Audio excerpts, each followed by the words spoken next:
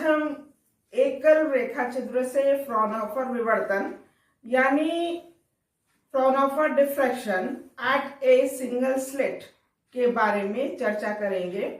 इससे पहले के वीडियोस में हमने फ्राउनहोफर और फ्रेनेल डिफ्रैक्शन के बीच में डिफरेंस के बारे में डिस्कस किया था। हमने बात की थी कि फ्राउनहोफर विवर्तन में जो सोर्स है और स्क्रीन है वो ऑब्स्टिकल से इफेक्टिवली इनफाइनाइट पर होते हैं।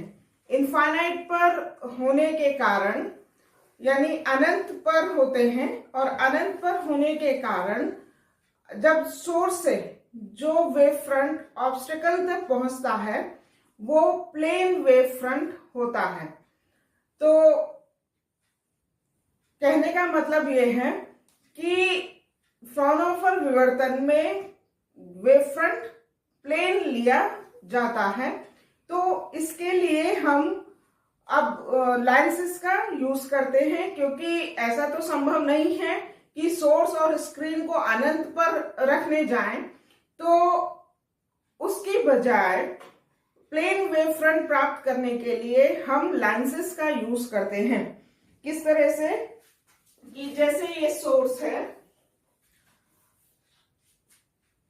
तो इसे हम एक कॉन्वेक्स लेंस लेते हैं और उसकी फोकल दूरी के बराबर की दूरी पर रखते हैं, जिससे जो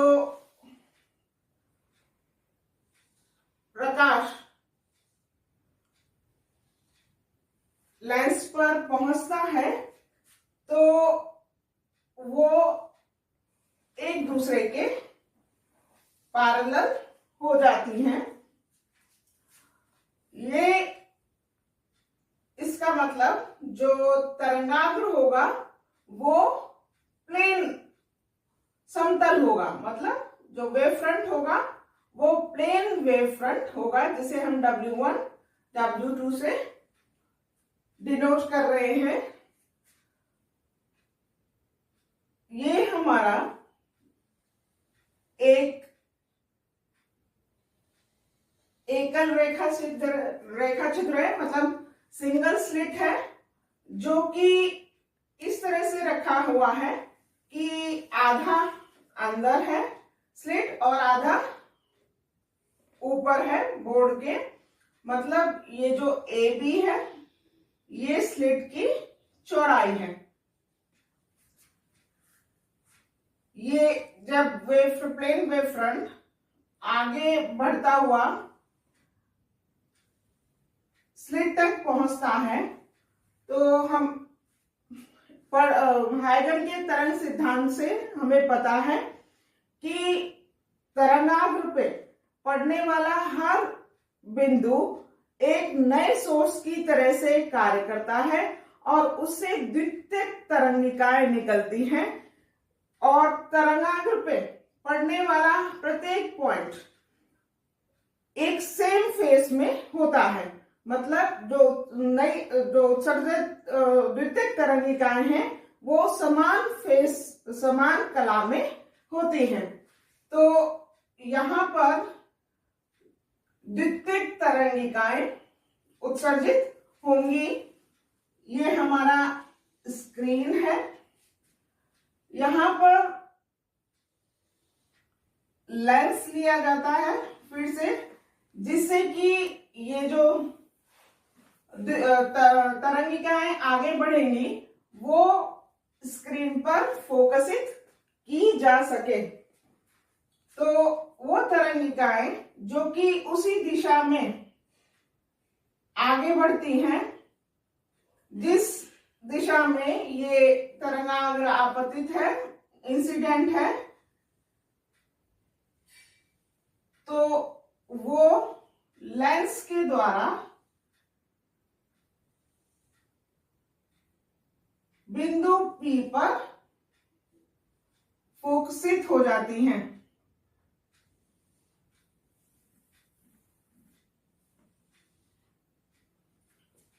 आप देख रहे हैं, चूंकि ये जो तरंग है, ये वाली तरंगे, इनके बीच में पथांतर शून्य है, मतलब ये समान दूरी तय कर रही हैं। इसलिए यहाँ पर ये अध्यारोपित होने के पश्चात आपको यहाँ पर उच्चिष्ट यानी कि मैक्सिमा मिलेगा। लेकिन वो तरंगे जो स्लिट से किसी कोण थीटा पर विवर्तित होती हैं,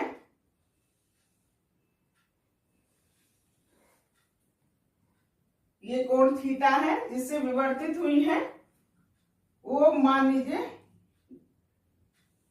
ये किस P प्राइम बिंदु पर फोकसित हुई है। यहां पर उच्चिष्ट प्राप्त होगा या निम्निष्ट प्राप्त होगा, ये इस बात पर निर्भर करता है कि जो अध्यारोपित तरंगे हैं उनके मध्य चली गई दूरी में कितना अंतर है, मतलब उनके मध्य कितना पथांतर है। तो उसको देखने के लिए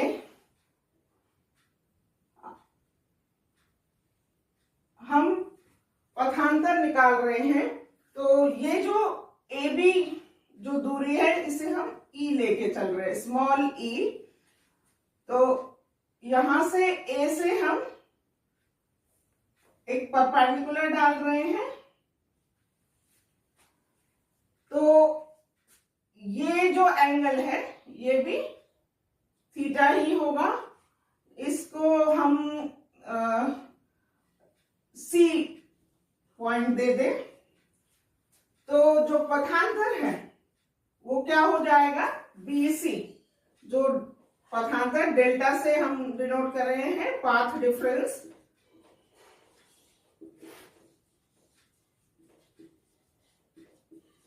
ये क्या हो गया, जो ये BC पथांतर होगा। तो ये कितना हो जाएगा, चूंकि ये 90 डिग्री है तो BC will be equal to E sine theta. BC कितना हो जाएगा, E साइन थीटा। तो ये पथांतर होगा, ये जो A पॉइंट से जो निकल रही है तरंग और जो B पॉइंट से थीटा डिग्री पे डेविएटेड है, यहाँ A पॉइंट से थीटा डिग्री पे डिफ्रैक्शन हुआ है इसका, और B पॉइंट से यहाँ थीटा डिग्री से डिफ्रैक्शन है इस। तो जब ये अध्यारोपित हो रही है तो इनके बीच में जो पथांतर है वो BC होगा। तो BC is equals to E sine theta है। अब यदि ये पथांतर E sine theta is equals to lambda है, हम ये मान के चल रहे हैं कि लैम्डा पथांतर है, मतलब ये दूरी लैम्डा के बराबर है। तो ऑब्वियस है यहां से जो, मतलब यहां A से निकली हुई तरंग और B से निकली हुई तरंग के बीच में जो पथांतर है वो लैम्डा है। तो हम इस पूरी जो विड्थ है स्लिट की, उसे हम दो पार्ट्स में डिवाइड कर सकते हैं। जैसे ये A, ये मैं D कह दूं, AD और DB, AD और DB में। तो A पॉइंट से जो तरंग जाएगी और D पॉइंट से जो तरंग जाएगी, दोनों में जो पथांतर होगा, मतलब पाथ डिफरेंस, वो λ/2 होगा। क्योंकि तो ऑब्वियस है A से जो जा रही है और D से जो जा रही है उनके बीच में यदि पथांतर λ/2 है, तो यहाँ पर A से जस्ट नीचे वाली जो तरंग होगी और D से जस्ट नीचे वाली तरंग होगी, उसके बीच में भी पथांतर λ/2 होगा। कहने का मतलब ये है AD के बीच में से जाने वाली तरंगे और DB के बीच में से जाने वाली तरंगों के बीच में पथांतर λ/2 होगा, जिसके कारण आपको यहाँ पर निम्निष्ट यानी मिनिमा मिलेगा, क्योंकि वो एक दूसरे से अध्यारोपित होंगे। तो उनके बीच में जो पथांतर है वो लैम्डा बाय 2 है। इस कारण से यहाँ पर आपको निम्नलिखित प्राप्त होगा। वैसे ही यदि E sine theta is to 2 lambda है तो आप इस पूरे भाग को 4 पार्ट्स में डिवाइड कर सकते हैं। जैसे इसको अब मैं यहाँ पर ई कह दूं और इसको एफ कह दूं, तो ऑब्वियस है जो ए ई और जैसे यहाँ ए और बी के बीच में जो पथांतर है वो लैम्डा 2 लैम्डा है, तो ए और डी के बीच में लैम्डा होगा और ए और ई के बीच में लैम्डा बाय 2 होगा। तो ए ई के बीच में जो भी तरंग जाएगी और ईडी के बीच में जो भी तरंगे जाएंगी उनके बीच में जो पथांतर होगा वो लैम्डा बाय 2 होगा। वैसे ही डी एफ और एफ बी के बीच में से जो तरंगिकाएं आगे जाएंगी उनके बीच में भी पथांतर लैम्डा बाय 2 होगा, जिसके कारण यहाँ पर फिर से निम्नलिखित प्राप्त होगा, मतलब मिनिमा प्राप्त होगा। तो आप कह सकते हैं यदि E sine theta is equals to N lambda है तो आपको पी प्राइम पॉइंट पर निम्नलिखित प्राप्त होगा, मिनिमा प्राप्त होगा। लेकिन अगर E sine theta is equals to lambda by, यदि लैम्डा बाय 2 ले ले, यदि ई साइन थीटा इज या ई साइन लैम्डा बाय 2 नहीं, E sine theta is equals to 3 lambda by 2 आप ले लें। अगर E sine theta is equals to 3 lambda by 2 तो आप इसे इस पूरे पार्ट को, पूरे स्लिट को 3 भागों में डिवाइडेड मान सकते हैं। ये इसको मैं सी डी कह दूं और इसको ई कह दूं, तो किस में डिवाइड हो गया?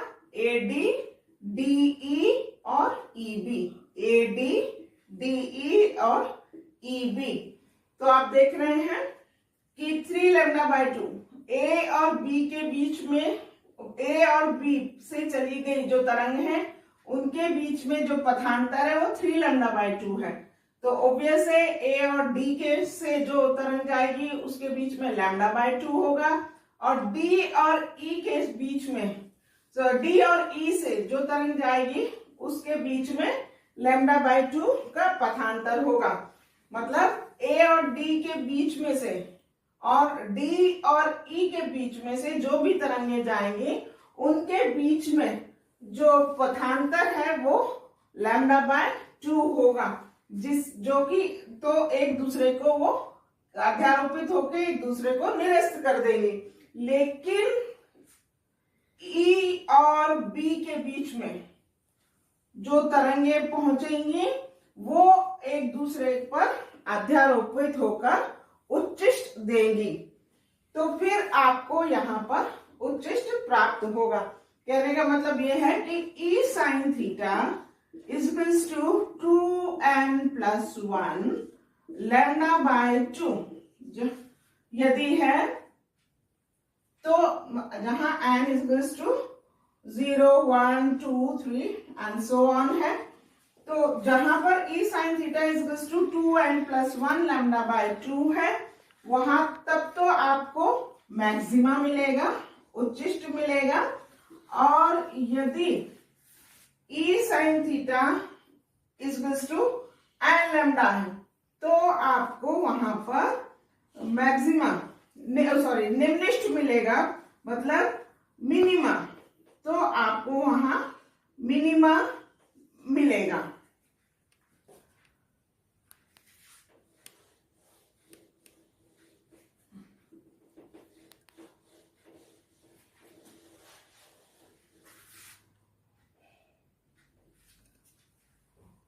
हम इसे अभी पथांतर के टर्म में बात की, हम इसे कलांतर मतलब फेज डिफरेंस के टर्म्स में भी बात करेंगे। जैसे हमने कहा कि डेल्टा इज टू, ये पाथ डिफरेंस है,